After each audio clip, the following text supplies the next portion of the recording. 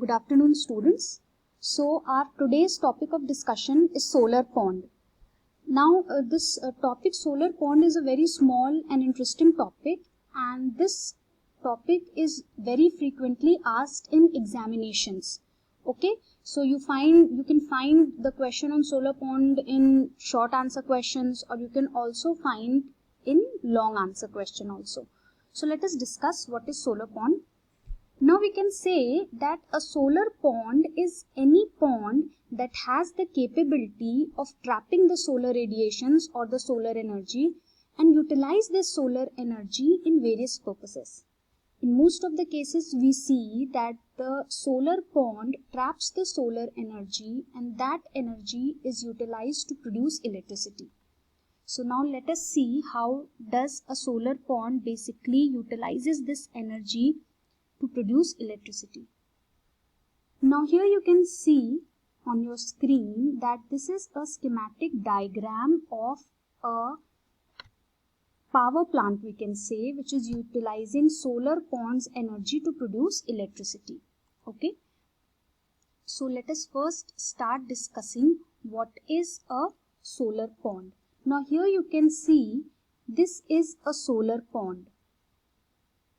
Now, the concept of solar pond has come from this fact that it has been observed that there are certain natural lakes available in our ecosystem which has higher concentration of salt in the bottom layer, and as a result of which they are capable of trapping solar energy in these bottom layer. Now what happens in a solar pond? Generally there is salt present. Now in the top layer you will see that the salt concentration is low as compared to the middle layer, and when we come to the bottom layer, there the salt concentration is very high. Now what happens when solar radiation falls on this solar pond? Since they have salt concentration, it gets heated up and it stores a large amount of energy. Now in most of the cases we have heard that first of all, we'll see that here since salt concentration is maximum, so the water which is present in the bottom layer, it will get heated up at the fastest rate and it will be at the highest temperature. Now we have studied that whenever any water body is heated, then the hot water rises up and the cool water from tops come and take the place of the hot water. But in this salt pond, or we can say in this solar pond, this does not happen.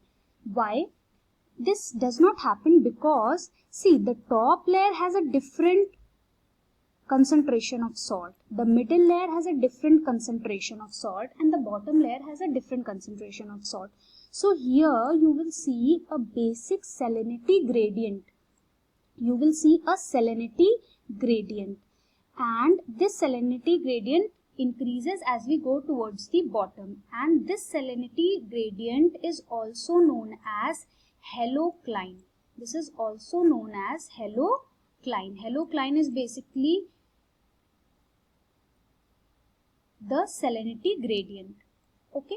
Now because of this salinity gradient, the water which is present in the bottom area, which has highest concentration of salt, does not mix with the middle layer, and so does the middle layer does not mix with the top layer. The mixing in between the intermediate layer is very minimum. So whenever convection happens, the convection currents keep on moving in this area only. The water in the bottom layer remains in the bottom layer, and hence we can utilize this water which is present at the bottom and which is at high temperature. We can utilize it for producing electricity. Now it has been observed that the water which is present in the bottom layer gets heated up to 90 degrees Celsius. The water which is present at the bottom layer gets heated up to 90 degrees Celsius, and whereas the temperature in the middle layers and the top layers is generally up to 30 degrees Celsius. So what we do, this hot water which has salt concentration, that is why we are calling it hot brine. We are calling it brine because it is not just water, it is water mixed with salt or high concentration of salt. So this hot brine from the bottom layer is taken and it is sent to a heat exchanger. This heat exchanger is basically a constant pressure boiler. It is a constant pressure boiler. So when this hot brine solution comes in this boiler, the other pipe consists of hot water. So the heat from this hot brine is absorbed by this hot water and it is converted into vapor. Now this vapor goes to the turbine. This vapor goes to the vapor turbine and this vapor hits the blade of the turbine and rotates the turbine shaft, and the shaft of generator which is coupled with the turbine shaft also rotates, and hence electricity is produced. Okay, so when this vapor hits the turbine blade, it gets expanded. So the expanded vapor and the water goes to the condenser. In condenser it condenses and converted into liquid. This liquid is pumped by this pump and it again go to this heat exchanger or constant pressure boiler, and this cycle is repeated. So this is the basic concept of a solar pond, and this is how the hot brine from solar pond is utilized to produce electricity. Now here in this schematic diagram, the concept that we see is of solar pond, and here the solar pond is the natural solar pond. Okay, but in most cases, or if you want, you can create this solar pond artificially also. And it happens also that we create artificial solar pond and produce electricity from those artificial solar ponds also. You don't have to do much thing, you just have to make a space, or you can say you have to restrict a large unit of water at some place, and you have to make sure that the bottom of that area should be black so that it does not allow any heat to move outside. Okay, so what you'll do in that pond or the artificial pond, you will fill that pond with water having different salt gradient.